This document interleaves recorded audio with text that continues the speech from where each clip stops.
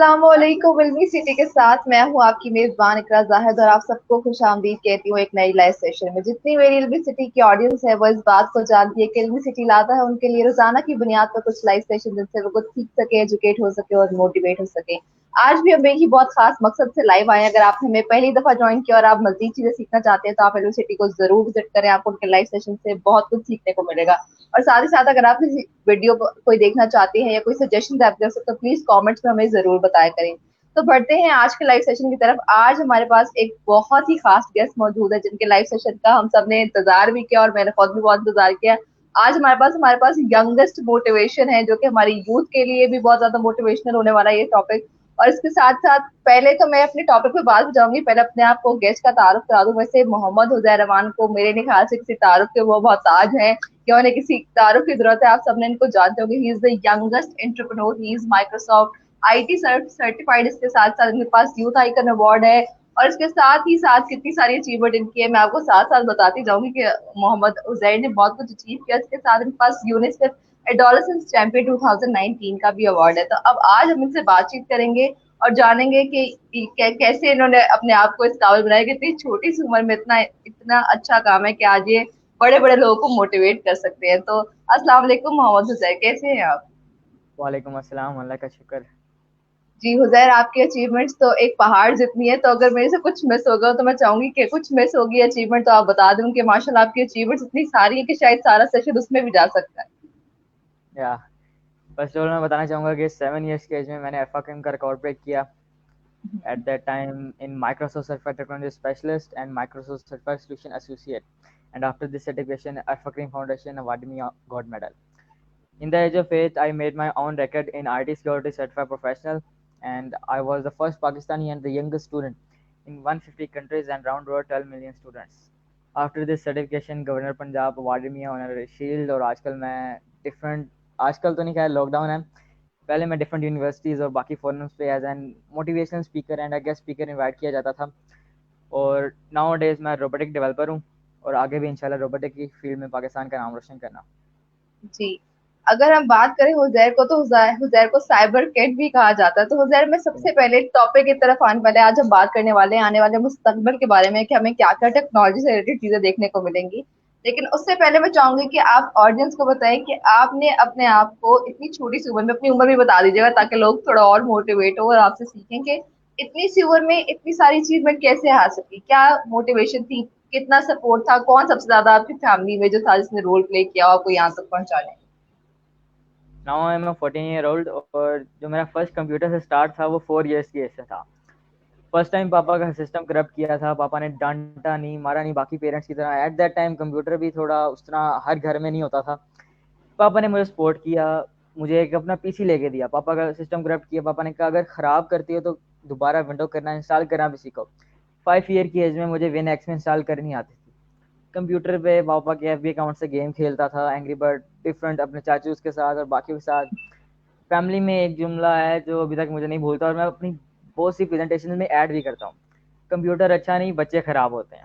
At that time ये बहुत face किया मैंने, मेरे पेरेंट्स ने, बट मेरे पेरेंट्स ने, मेरे पापा ने, मेरे टीचर्स ने मुझे सपोर्ट किया, मम्मा ने भी सपोर्ट किया। अगर मैं एकेडमी में होता था तो उन्होंने कोई नूडल्स बना के बेच दिए, घर होममेड शवारमा हो गया, बर्गर हो गया।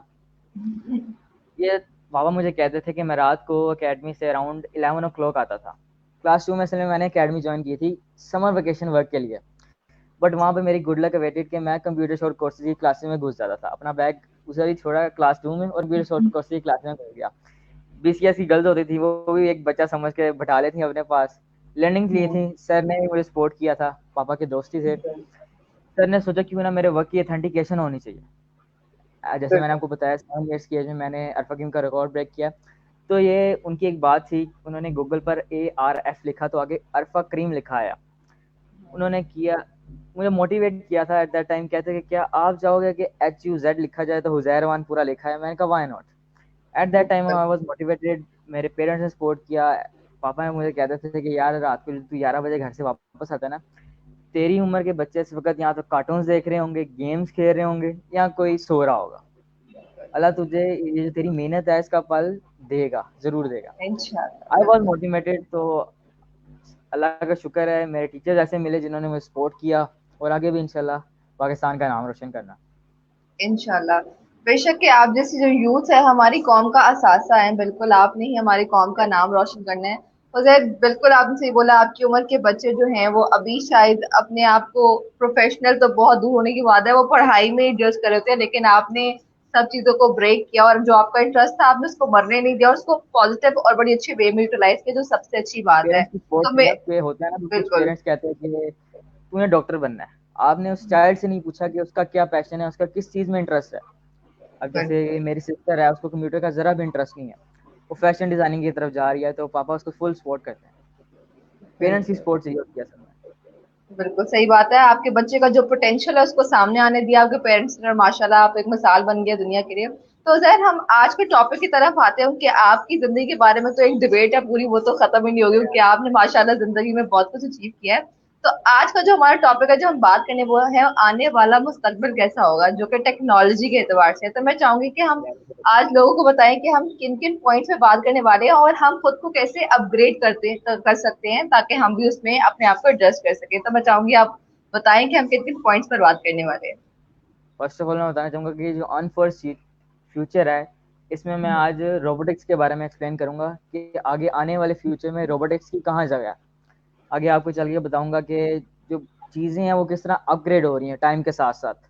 अब एक बिल्कुल छोटे से एग्जांपल ले लें, पाकिस्तान से बहुत से लोग ड्राइविंग करने के लिए आउट ऑफ कंट्री जाते हैं, यूरोप वाली साइड पे, अमेरिका वाली साइड पर। बिल्कुल इन बिल्कुल नेक्स्ट 5 to 6 years में ड्राइवरलेस कार रोड पर चलना शुरू हो जाएंगी। अभी आप देखेंगे, गूगल पर सर्च करेंगे तो उनके ट्रायल्स चल रहे हैं, जो ड्राइवरलेस कार है उनके ट्रायल्स हो रहे हैं। तो नेक्स्ट कमिंग ईयर्स वो रोड पर भी आएंगे। तो अब आप खुद ही अंदाज़ा लगा लें कि वो जो लोग हैं जो ड्राइविंग करने के लिए आउट ऑफ कंट्री जा रहे हैं, उनकी प्लेस कहाँ होगी, वो उस वक्त क्या करेंगे। इसलिए मेरी एक छोटी सी रिक्वेस्ट है स्टार्ट में ही कि आप अपने आप को टाइम के साथ साथ अपग्रेड करें। आगे चल के हम और भी बातें डिस्कस करेंगे। बिल्कुल। जी, आपने बड़ी अच्छी बात की कि हमने खुद को अपग्रेड भी करना है। तो जैसे आप बता रहे हैं कि जैसे हुजैर हमने बात करने वाली कि आने वाला जो फ्यूचर है वो बहुत रोबोटिक होने वाला है, टेक्नोलॉजी ओरिएंटेड होगा। तो आपको क्या लगता है हमें आज से ही क्या step as a youth specially, क्योंकि आगे जाके यूथ ही हमारा जो है वो एसेट है, उसी ने इन चीजों को हैंडल करना है। तो आपको क्या लगता है हमें क्या चेंजेस लाने चाहिए और कैसे अपग्रेडेशन की तरफ जाना चाहिए? फर्स्ट ऑफ ऑल मैं बताना चाहूँगा कि हमें अपनी रिस्पॉन्सिबिलिटी लेनी चाहिए। ठीक हमारी है। जो रिस्पॉन्सिबिलिटी है ना वो हम नहीं लेते। जस्ट लाइक बिल्कुल मैं कुछ कंपोनेंट्स लेने के लिए हाल रोड गया था पापा के साथ, तो वहाँ पर देखा कि बहुत सी यूनिवर्सिटी के स्टूडेंट्स आए हुए हैं जिनका फाइनल ईयर प्रोजेक्ट वो हाल रोड से बनवा के जा रहे हैं। अब वो अपना फाइनल ईयर प्रोजेक्ट तो हाल रोड से बनवा रहे हैं, उन्होंने तो उस फील्ड में कुछ नहीं सीखा। तो अब जब वो जॉब के लिए जाएंगे वो तब कहेंगे यार जॉब नहीं मिल रही, ना उनके पास स्किल है ना उनके पास कोई लर्निंग है उससे रिगार्डिंग। तो हमें अपने आप को टाइम के साथ साथ अपग्रेड करना है, अपनी स्किल्स डेवलप करनी है। इन नेक्स्ट कमिंग ईयर्स में स्किल्स होंगी तो हम आगे बचेंगे, वरना हमारी कोई प्लेस नहीं है इन नेक्स्ट कमिंग ईयर्स में। बिल्कुल। जी, हुज़ैर आपने बड़ी अच्छी बात की कि अपनी रिस्पॉन्सिबिलिटी लेना बहुत ज़रूरी है, उनके बच्चे जो ये काम कर। अच्छा हुज़ैर, आप आईटी का आपको माशाल्लाह से बहुत नॉलेज है, आप बताएँ कि आईटी में किन स्टूडेंट्स पर हर बंदा आजकल आईटी का स्कोप देख के आईटी में आ रहा है कि हमें आईटी का स्कोप है उसमें आना चाहिए। तो आप क्या रिकमेंड करना चाहोगे जो लोग आईटी में आना चाहते हैं उन्हें क्या चीज़ एनालाइज़ करके आनी चाहिए ताकि वो आके आगे कुछ कंट्रीब्यूट कर सकें, ना कि सिर्फ वो डिग्री लेके बैठे रहें और फिर कुछ हो ना सके? फर्स्ट ऑफ ऑल उनकी एक तो पैशन होना चाहिए काम करने का। मेरा आईटी बिल्कुल, का पैशन था तो मैं इस फील्ड में आया। और बिल्कुल, पहली बात कि आईटी एक बड़ा समुंदर है। मैंने भी बहुत सारी फील्ड्स चूज की थी, मुझे आईटी पसंद था, मुझे कंप्यूटर पसंद था। मैंने फर्स्ट उसमें किया, विंडोज़ की कॉन्फ़िगरेशन में किया, उसके बाद आईटी सिक्योरिटी में गया, उसमें मज़ा आया था बट कोई ख़ास नहीं। उसके बाद नेटवर्किंग की फील्ड भी चूज़ की थी। नेटवर्किंग में थोड़ा सा काम किया था, लर्निंग्स ली, थोड़ा बहुत सीखा, जीसीयू से मैंने सीखा, थोड़ा बहुत लर्निंग्स ली। एंड देन कोई खास मुझे इंटरेस्ट डेवलप नहीं हुआ उस फील्ड में। But now I am a robotic developer, क्योंकि मैंने 2013 में, आपने शायद मेरा वो देखा हो एक दिन जियो के साथ में इंटरव्यू था, कि बिल्कुल, मैंने एट दैट टाइम कहा था कि सड़कों पर रोबोट चलेंगे। इंटरेस्ट था उस वक्त रोबोटिक्स का, बट उस तरह पाकिस्तान में कंपोनेंट्स अवेलेबल नहीं थे, उस तरह कोई बूम नहीं था, यूनिवर्सिटीज़ में उस तरह वर्कशॉप नहीं होती थी। 2014 में फिर मैंने university as an honorary member invite किया जाता था FAST university double E department में। वहाँ पर मैंने फिर रोबोटिक्स की सारी लर्निंग्स ली। फर्स्ट मेरा स्टार्ट वहीं से था। मेरे अभी भी कुछ टीचर्स हैं जिन मैं प्रोजेक्ट्स में फंस जाऊँ, अगर कोई इशू है तो उनसे हेल्प ले लेता हूँ। ठीक है। अगर उस चीज़ का पैशन है आपको, वो ज़रूर सिलेक्ट करें। आपको जैसे मैंने बताया आईटी एक समुंदर है, अब ये डिपेंड बिल्कुल। करता है किस चीज़ का स्कोप है। मैं आजकल अब बिल्कुल। वेब डेवलपमेंट की तरफ सीख रहा हूँ, डॉट नेट को और बाकी लैंग्वेजेस जो हैं इन पे सीख के काम करने का दिल कर रहा था, तो अब पैशन मेरा है तो मैं ये काम कर रहा हूँ। ठीक है। अच्छा हुजैर, आपने बहुत सारी आईटी के फील्ड से चीजें बताई हैं, साथ साथ मैं बता दूं बहुत सारे लोगों के सवालात भी आ रहे हैं और वो आप लोगों को माशाल्लाह माशाल्लाह आपको बहुत सारी गुड गुड लक और गुड विशेस भी भेज रहे हैं हुजैर। तो मैं चाहूंगी कि थैंक यू। जितने भी लोगों के सवालात हैं, और अगर आपको कोई सवाल है जो आप हुजैर से पूछना चाहते हैं तो आप जरूर पूछें, इंशाल्लाह हम वो भी लाइव सेशन में लाजमी ऐड करेंगे ताकि आप लोग भी हुजैर से कुछ सीख सकें। तो जी हुजैर, जैसे हमने आईटी के बारे में आज बहुत ज्यादा बात करने वाले हैं, मुझे ये बताएं कि अगर आप जैसे बता रहे हैं बहुत सारी फील्ड है, अगर एक बच्चा आता है हमारे पास, हम उसको कैसे गाइड करें कि वो आईटी को स्टेप बाय स्टेप अपने फ्यूचर में लेके चल सके, ताकि उसको एक पूरा प्रोसेस पता हो? आपको क्या लगता है उसको कैसे गाइडेंस मिलनी चाहिए, कहाँ से उसको गाइडेंस लेनी चाहिए प्रॉपर आईटी के लिए? फर्स्ट ऑफ ऑल, अगर उसको पैशन है तो उसको उस चीज़ों के बारे में लर्निंग्स लेनी चाहिए। अगर मैं इन द एज ऑफ 4 मैं कंप्यूटर ना सीखता, मुझे उसकी लर्निंग्स ना होती, तो I don't think in the age of 7 I broke the record of फकरीन, मुझे अभी भी कंप्यूटर उस तरह हैंडल नहीं कर रहा आता हो। एंग्री बर्ड खेलने की वजह से गेम्स, मैंने भी गेम्स स्टार्ट लिया था, एंग्री बर्ड खेलने की वजह से मेरी माउस ग्रिप उस वक्त ऐसे थी जस्ट लाइक अ प्रोफेशनल।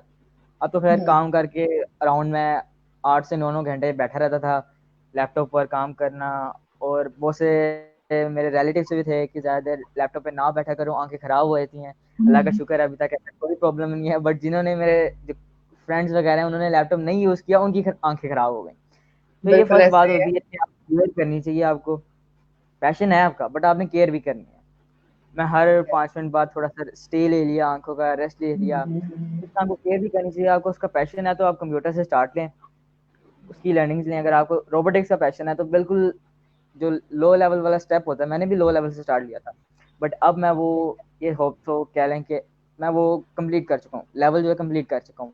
आगे अब इंशाल्लाह काम करना है रोज पर, रोबोटिक ऑपरेटिंग सिस्टम जो है ओ लेवल के बाद इंशाल्लाह उस पर काम कर रहे हैं और आगे फिर रोबोटिक्स की फील्ड में ही जाना है। इंशाल्लाह। जरा अगर हम बात करें, आपको रोबोटिक्स में बहुत इंटरेस्ट है, तो आने वाले मुस्तकबिल में आप क्या क्या चीजें देखते हैं जो कि रोबोट्स के हाथ में चली जाएंगी और इंसान का काम थोड़ा कम हो जाएगा? काम भी कम होगा और जॉबलेस फ्यूचर भी हो जाएगा।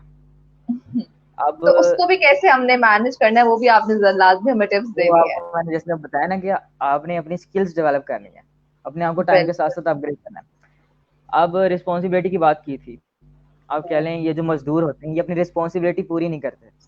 बहुत से होते हैं जो अवाम है, जो कस्टमर है, वो तंग है इनसे। तो नेक्स्ट कमिंग ईयर्स बल्कि कुछ रोबोट्स भी ऐसे आ चुके हैं जो आपको बना बनाया 3D प्रिंटेड घर डेवलप करके दे रहे, कंस्ट्रक्शन साइट डेवलप हो रही है। अब उनकी जो ठीक है। पेंटिंग के लिए आ गए हैं, रोबोट्स आ गए पेंटिंग के लिए। अब ये जो पेंट करने वाला है, ये जो मजदूर है, इनकी इन फ्यूचर मुझे कहीं जगह नहीं नजर आ रही, ये जॉबलेस है। तो अब इनको चाहिए कि वो स्किल्स डेवलप करें। इसके साथ साथ और बाकी फील्ड है जिसमें काम हो रहा है। और जैसा आपको मैंने बताया ड्राइवरलेस कार आ रही है, उसमें भी ड्राइवर्स की अब कोई जगह नहीं रहेगी। बाकी रोबोटिक मिल्किंग मशीन आ गई है, आप ये समझ लें कंप्यूटराइज गुजर आने लगा है। वो आपकी जो काऊ है उसका टेम्परेचर भी मॉनिटर करेगा, बाकी ठीक चीज़ें है। भी मॉनिटर करेगा। अगर उसको गर्मी लग गई है, सिक होने लगी है, उसको भी बताएगी आपको। बाकी सब चीज़ें उसकी मॉनिटर करेगी। इस तरह टाइम के साथ साथ हमें अपग्रेड करना है, अपने स्किल्स को अपडेट कर रहे हैं। बहुत से स्टूडेंट्स हैं जो मैकेनिकल इंजीनियरिंग या बाकी फील्ड्स में हैं इस वक्त इन, बट उनको जॉब नहीं मिल रही। मेरे अपने सर्कल में मेरे कुछ मेरे सीनियर फ्रेंड्स हैं ज़्यादातर मेरे सर्कल में, तो उनमें कुछ फ्रेंड्स ऐसे हैं जिनकी एज 70+ है, बट मैट्रिक पास है, दोनों मैट्रिक पास हैं, 2 पर्सन हैं, बट उन्होंने अपनी स्किल्स को डेवलप किया। बिल्कुल सही। एक वो एज एन आउटसोर्स काम कर रहे हैं डिफरेंट कंपनीज के लिए, बाकी जो है डिफरेंट पार्ट्स बना कर दे रहे हैं मैकेनिक के लिए। तो इस तरह डिफरेंट चीज़ें आपने आपने अपग्रेड करना है, स्किल्स डेवलप करनी है नेक्स्ट कमिंग फ्यूचर्स के लिए, वरना सिंपल सी बात है आपके लिए कोई जगह नहीं होगी। बिल्कुल सही हो गया। तो हुजैर, जितने लोगों ने हमें अभी ज्वाइन किया, मैं उनको बताती चलूं कि हम किस बारे में बात कर रहे हैं, हमारे साथ कौन मौजूद है। तो अगर आपने हमें अभी ज्वाइन किया तो मैं आपको बता दूं, हमारे साथ मोहम्मद हुजैर मौजूद है जो कि यंगेस्ट एंटरप्रेन्योर है, और साथ साथ इनके पास आईटी से रिलेटेड बहुत ज्यादा इन्फॉर्मेशन है। तो अगर आपका कोई भी सवाल है और आप पूछना चाहते हैं तो आप प्लीज कमेंट्स में लीव कर दें, साथ साथ मैं आपके सवालात के जवाब भी देने की कोशिश करूंगी। तो हुजैर, जैसा कि मैं हम बात करें इन चीजों के बारे में, खैर यहाँ पर सज्जाद खान का एक सवाल आया जो मैं चाहूंगी मैं ऐड कर लूं। For developing skill but kind of facilities provided to the message. अब डिपेंड करता है आप किस फील्ड में जा रहे हैं। एक हम्म। मैंने सर क्वेश्चन पढ़ा था, वो कह रहे थे सिलेबस हमारा, आप कह रहे हो कि सिलेबस ना पढ़ा जाए। हम्म। सिंपल सी बात है, मैट्रिक में अभी भी जीडब्ल्यू बेसिक पढ़ाई जा रही है। हमारी गवर्नमेंट बिल्कुल। को चाहिए कि वो अपग्रेड करें। घर में बच्चा वो विन 10 यूज कर रहा होगा, वहां पर जाकर जीडब्ल्यू बेसिक पढ़ेगा, वो तो एक अलग ही लैंग्वेज है, वो समझेगा पता नहीं मैं कौन सी दुनिया में बैठा हूँ। अभी घर से मैं वो वाली लैंग्वेज पढ़ के आ रहा हूँ, ये इधर आके कुछ और हो गया। तो हमें अपनी जो ये चीजें हैं ना, ये जो लर्निंग्स हैं, इनको अपग्रेड करना है। साथ आपकी जो स्किल्स की बात कर बिल्कुल। रहे हैं, डिफरेंट यूनिवर्सिटीज में डिफरेंट वर्कशॉप्स कंडक्ट की जा रही हैं, और अब डिफरेंट यूनिवर्सिटीज में भी काम हो रहा है। रोबोटिक्स के काम हो रहा है, फैशन डिजाइनिंग में जाना है, उसमें भी डिफरेंट यूनिवर्सिटीज हैं। हम्म। तो अब ये डिपेंड करता है आपके ऊपर कि आप कौन सी फील्ड चूज करते हैं और जिसमें आप जाना चाहते हैं। बिल्कुल ठीक हो गया। तो हम बात कर रहे थे उजैर, जैसे आपने बताया कि अभी जो काम है कि हमारे पास, ये तो आपने बड़ी अच्छी बात बताई है, जो 9th 10th में और इवन के इंटर लेवल पे भी हमें बस सी या C++ जैसी लैंग्वेजेस देखने को मिलती है, लेकिन दुनिया बहुत ज्यादा अच्छी लैंग्वेजेस अब इससे बहुत ज्यादा अपग्रेडेड लैंग्वेज है, जो कि अब ये लैंग्वेज समझ लें नापैद होती जा रही है कि हमने ये लैंग्वेज खत्म हो रही है और हम अभी तक वही पढ़े हैं। तो खैर इस पे भी बात करेंगे कि आपको क्या लगता है हमें अपने कोर्सेज में ऐसी क्या चीजें ऐड कर लेनी चाहिए जिससे स्टूडेंट ऑलरेडी अपग्रेड फील करें, मतलब कि ऐसी चीजों को क्यों ना एक्सक्लूड कर दिया जाए जो कि अब मार्केट में नहीं है, उनकी कोई वैल्यू भी नहीं है सीखने की। इसमें जो सिलेबस है उसमें आप ऐसा करें कि आप जो गवर्नमेंट को चाहिए ऐसा करें कि वो रोबोटिक्स से रिगार्डिंग कर लें, जो फ्यूचर में आ रहा है नजर। रोबोटिक्स से रिगार्डिंग नहीं तो कुछ और भी फील्ड्स होंगी जिनसे रिगार्डिंग आप कर सकते हैं। ये आप पर ठीक है। डिपेंड करता है। अब बहुत से स्टूडेंट्स होंगे, उनको शौक होगा कंप्यूटर का, वो ऐसी चीजें हम्म। पढ़ के मोटिवेट होंगे, उनका इंटरेस्ट डेवलप होगा, बिल्कुल। पैशनेट होंगे इस बारे में। तो ये अब डिपेंड करता है गवर्नमेंट पर, क्या वो कब अपग्रेड करती है सिस्टम वगैरह। जी। देन सी। वैसे इंशाल्लाह उम्मीद तो है कि कुछ बहुत हमने देखा है कि जैसे कि अब कुरान पाक का तर्जमा वगैरह भी हमारे कोर्सेज में ऐड किया, जो कि एक बहुत अच्छा स्टेप है। तो उम्मीद करते हैं आहिस्ता आहिस्ता हम अपग्रेडेशन की तरफ जाएंगे और अच्छी चीजें अपने कोर्सेज में ऐड कर सकेंगे, ताकि बच्चे अच्छी चीजें सीख सकें। तो जैसे जैसे हम बात कर रहे हैं कि आपने बताया, तो आप बताएं कि हम हर बंदे को, नॉट ओनली के कंप्यूटर या IT के बंदे को, जैसे कि हम देख रहे हैं इस कोरोना वायरस ने हमें एक बहुत अच्छी चीज सिखाई है कि हर काम को अपने आप को सोशल मतलब मीडिया पर लाना या अपना अपना IT का कोई प्लेटफॉर्म डेवलप करना कितना जरूरी है, ताकि इस सिचुएशन में अपना काम कैसे मैनेज करेंगे। तो हर फील्ड के बंदे को अपने आप को किस तरह अपग्रेड करना चाहिए, ताकि अल्लाह ना करे कभी फ्यूचर में ऐसे हालात हैं तो उनका जो सेटअप है वो इतना ज्यादा, मतलब कि IT की फील्ड में इस तरह सेटअप हो कि वो अगर कोई ऐसी सिचुएशन आए तो घरों से या अपना काम फिर भी मैनेज कर सके, काम में स्मूथली रन कर सके, कोई ड्रॉबैक ना आए, मतलब लैग ना आए। फर्स्ट ऑफ ऑल कि आजकल के जो कुछ आजकल ज़्यादातर जूम पर काम हो रहा है। तो बिल्कुल। मैंने रिसेंटली अपने एक यूट्यूब चैनल पर ना एक वीडियो लॉन्च की थी, उसमें मैं आईटी सिक्योरिटी से रिगार्डिंग लोगों को बता रहा था। जूम पर आजकल काम हो रहा है, तो बहुत से स्टूडेंट्स हैं जिनको इतनी को खास नॉलेज नहीं है सेल फोन या लैपटॉप्स के बारे में, और जस्ट गेम्स बिल्कुल। खेलने के लिए या फिर कोई जूम पर काम करने के लिए यूज़ कर रहे होंगे। पेरेंट्स को भी इस तरह खास नहीं है।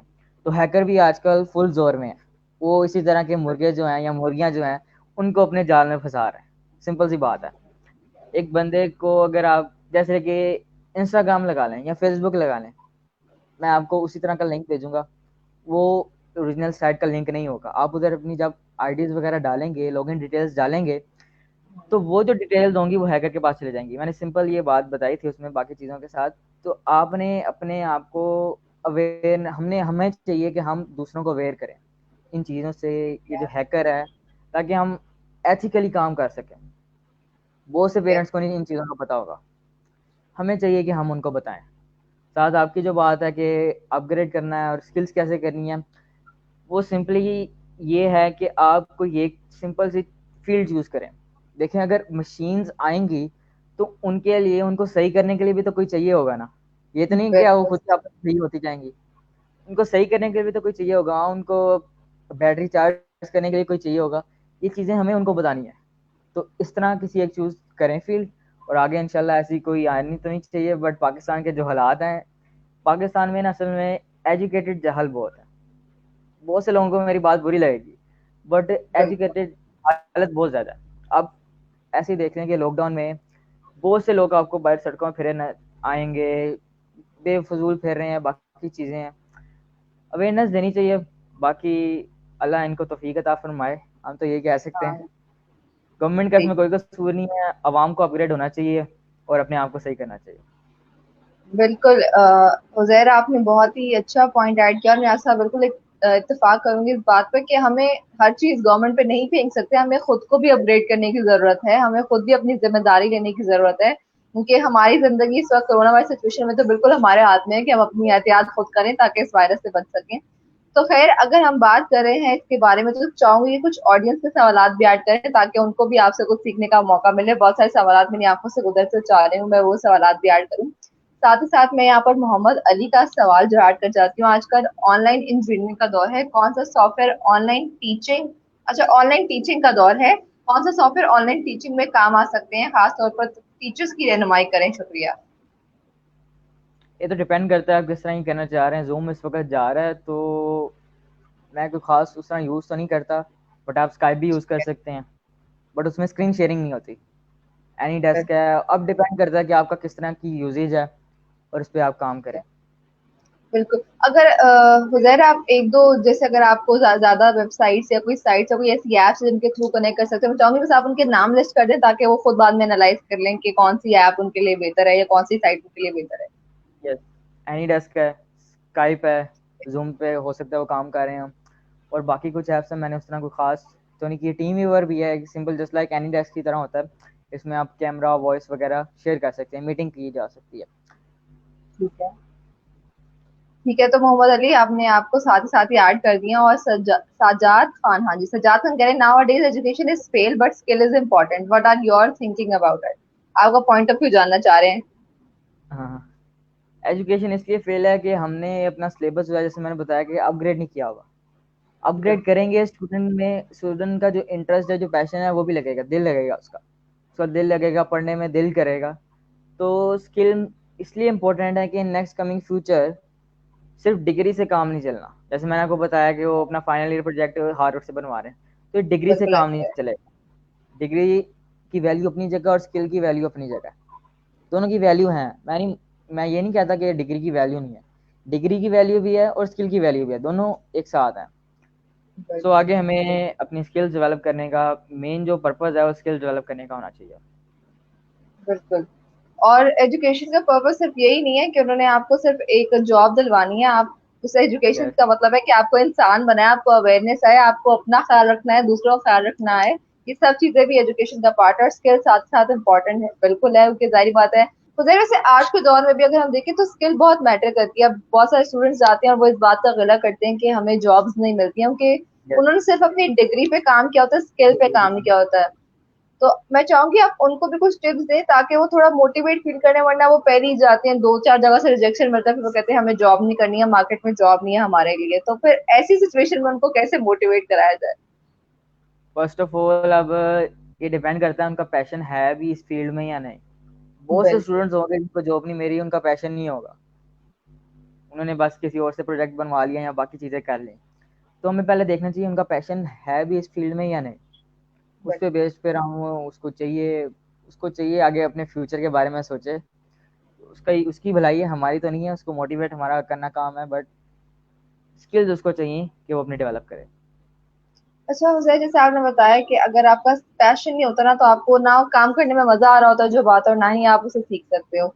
खैर, यहाँ पर पहले मैं सज्जाद का सवाल ऐड कर लूं, फिर मैं अपना सवाल की तरफ जाती हूँ। कहते हैं sir, I completed MS economics but on clerks post but want to do something more, please guide me, what kind of skills is important for मी।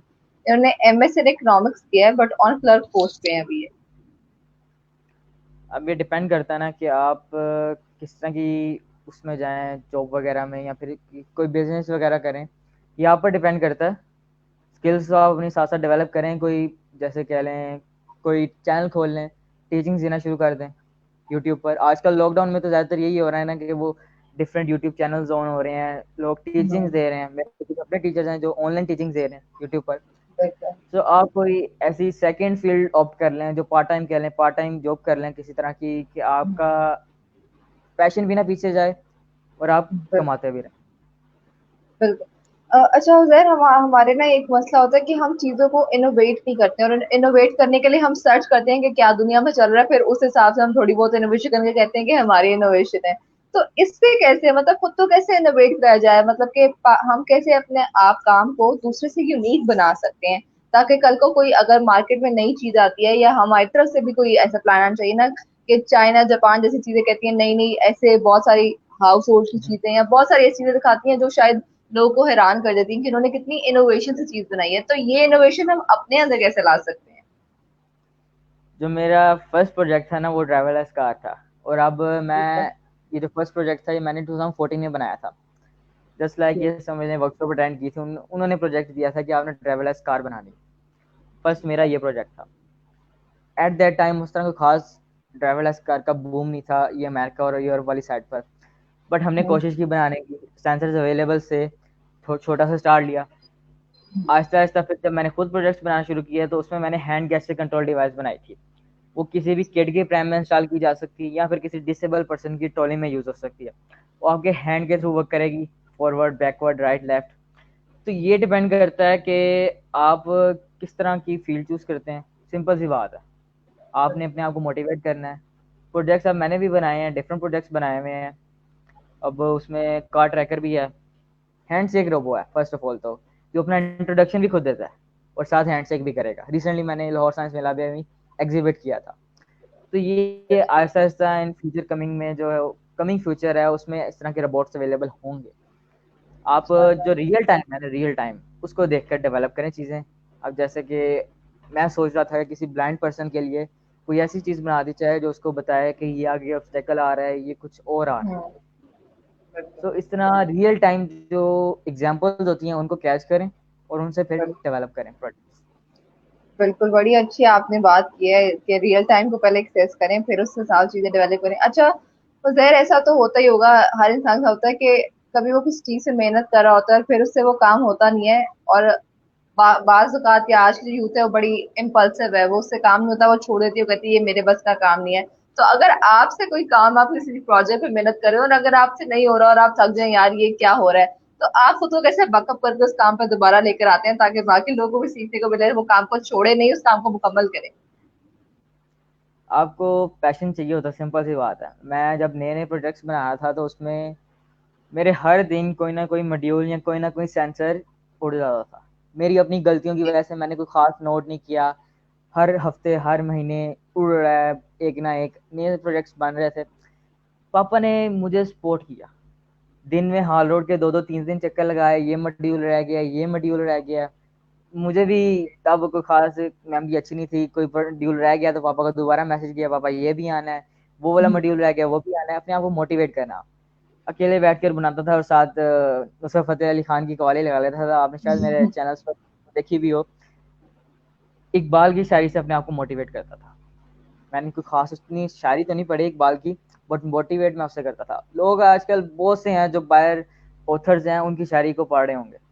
मैंने मैं चाहूंगा कि आप सिर्फ एक बार डॉक्टर हमारे जो पोएट हैं डॉक्टर अल्लामा इकबाल उनकी शायरी पढ़ लें, दुनिया आपको पढ़ना शुरू हो जाए।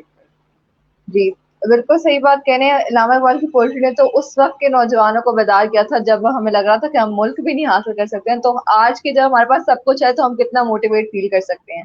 तो हुजैर, अगर इसको हम वाइंड अप करें तो मैं चाहूंगी आप कुछ अमेजिंग टिप्स बताएं जो हमें अपनी लाइफ में ऐड करने चाहिए, स्पेशली यूथ को, कि वो आने वाले वक्त के साथ कदम से कदम मिला के चल सके। सिंपल सी बात है, मैंने जो कहा था कि अपनी स्किल्स डेवलप करें उसके साथ साथ मैं कुछ रोबोटिक्स से रिगार्डिंग भी ऐड करना चाहूँगा। बिल्कुल। आगे इन फ्यूचर जो मुझे नज़र आ रहा है कि पेट्स की जगह भी रोबोट्स करेंगे। ठीक जहाँ है। मैं मेरी जो रिसर्च है उससे रिगार्डिंग सोशल रोबोट्स जो हैं वो पेट्स को रैपिड रिप्लेस कर रहे हैं in next coming few years. इसके साथ साथ बहुत से साइंटिस्ट हैं, रे कुर्ज़वेल है एंड बाकी स्टीफन हॉकिंग है, जो बता रहे हैं कि एंड ऑफ ह्यूमन रेस होगा in next coming years. Robots जो हैं वो आपके ऊपर चलाएंगे, आप पर हुक्म चलाएंगे। तो ये अब हम पे डिपेंड करता है कि हम रोबोट्स को कैसे यूज़ करें। It's our capability. हम उनको गुड पर्पस के लिए यूज़ करें या बैड पर्पस के लिए यूज़ करें। बिल्कुल। हम अकेले रोबोट के साथ नहीं लड़ सकते जो उनकी बिल्कुल। पावर है। तो हमें चाहिए कि हम उनको गुड पर्पस के लिए यूज़ करें और उनको एज एन ऐसे यूज़ करें कि इन कमिंग ईयर्स वो हम पर अपनी हुक्मरानी ना चला सकें। बिल्कुल। बिल्कुल सही बात की है कि एक मशीन है तो उसको ऐसे ही हमने यूज करना है कि हम उसका इस्तेमाल करें, ना कि हमारा इस्तेमाल हो जाए। तो बड़ी अच्छी बात आपने यहाँ पर ऐड की है। तो हुजैर, सबसे पहले तो मैं आपका शुक्रिया अदा करना चाहूंगी कि आप हमारे प्लेटफॉर्म पे आए, अपने बिजी स्केड्यूल में से आपने हमारे लिए टाइम निकाला, और हमें आपसे, मुझे भी और मेरी ऑडियंस को भी, उम्मीद करती हूँ बहुत कुछ सीखने को मिला होगा। जी। तो हुजैर, कोशिश करेंगे इंशाल्लाह आपके साथ कभी दोबारा भी हमें मौका मिला, अगर आपके पास वक्त हुआ तो आपके साथ जरूर लाइव सेशन करेंगे किसी और खास टॉपिक के लिए। तो जी सजाद खान, आपका बहुत शुक्रिया, आपने हमारे शो को सुना, और साथ ही साथ जितने भी लोगों ने हमें ज्वाइन किया उनका भी शुक्रिया कि उन्होंने अपना वक्त निकाला, हमारी बातें सुनी और साथ साथ अपने सवालात भी ऐड किए। तो आज के लिए आप लोग के लिए मिस्ट्री से सिर्फ इतना ही है। इंशाल्लाह कोशिश करेंगे कि आपके लिए नए लाइव सेशन में कुछ नई चीजें सीखने को लाएं। तो उम्मीद करती हूँ आपने इससे कुछ सीखा होगा, और मैंने हमेशा कहा, अगर आप कुछ सीखते हैं तो उसको शेयर करें ताकि बाकी लोग भी सीखें और वो भी अपने आप को अपग्रेड कर सकें। तो इंशाल्लाह आपकी खिदमत में हाजिर होंगे एक नई लाइव सेशन के साथ। तब तक के लिए अपनी मेजबान इकरा जाहिद को दीजिए इजाजत, और अपना बहुत ज्यादा ख्याल रखिए और देखते रहिए एलबी सिटी। खुदा हाफिज।